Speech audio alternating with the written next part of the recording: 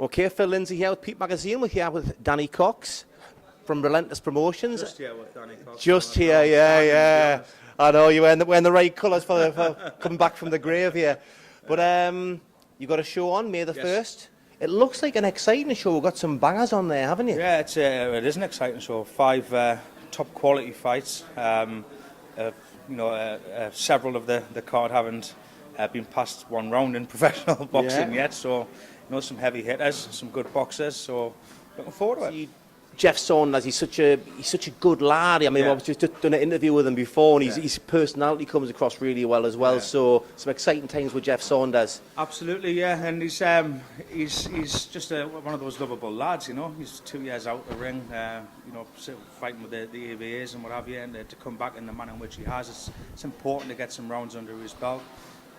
So that should be a cracker, and really looking forward to the Tyne Tees Derby as well. Yeah, now the Tyne Tees Derby, it's similar to the Daniel Cope Tom Whitfield fight, isn't it? Because you had them basically identical records, both unbeaten, but they both had similar backgrounds. Where obviously you've got with Steve Cooper and Sam Best, both unbeaten early in the career. Yeah. But they've had a similar background to their boxing as well, on the unlicensed and a bit of amateur and things that. That's right, and they're two names that you've heard a lot of and not seen much of anything. Yeah. So, but they've both come out and both, like you say, pretty much identical records. One camp, saying that he can hit hard, and the other camp saying he can hit harder, and so I'm really looking forward to that fight. It should be a ding dong. So obviously, one of the key things with that one, which is why these local derbies, whenever these local derbies, because both guys come to win, the atmosphere's extra because you've got two local sets of fans, so the noise and the numbers is greater, and that does seem to bring more out of the fighters themselves as well. Of course it does, and it's really important that happens. At the moment, these lads are in the shop window now more than ever. With the big shows that are coming to town. The big shows that are on Tyneside now and will continue to be on Tyneside.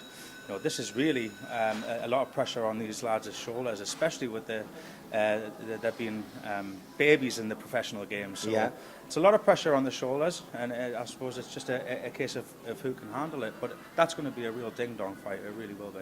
Now, you've also got some other big bangers sort of coming back as well. You've got Bazzy Razak come back after he's obviously had the draw with William Warburton after 3 straight knockouts out of 3 fights. You've got Lewis Scott, who had obviously a string of knockouts, and then he had the shoulder injury in his last fight. He's coming back, and he's looking more focused than ever. He is. I think Bazzy, he's coming off the back of a draw off the Rising Stars fight with Warburton, but I think that draw it'll be like a defeat to Bazzy. As Lewis said today, a lot of it when you're coming off the back of it is how you can, especially when it's your first defeat, is how you can cope with it mentally. Yeah. So that's going to be interesting. Bazzy's promises a lot. He does. He normally delivers, in fairness to him. He does. But it's now time to dig in, get back in the ring, and deliver it once more. Same with Lewis. You can't legislate for shoulder injuries and things like this, but Lewis is an extremely exciting fighter as well. So hopefully we can go and see both lads with a big smile on their face at the end of the night anyway. And obviously we've got one more guy on there who wasn't able to get here today, Tom Whitfield. Now obviously Tom had a fantastic win against Daniel Cope last time out. I think it was on the March the 8th show down there, Houghton the Spring. Cracking fight. It was a close fight, there were some close rounds in there, but he did edge the fight against an exciting unbeaten guy in Daniel Cope. Do we know who Tom's going to be fighting yet?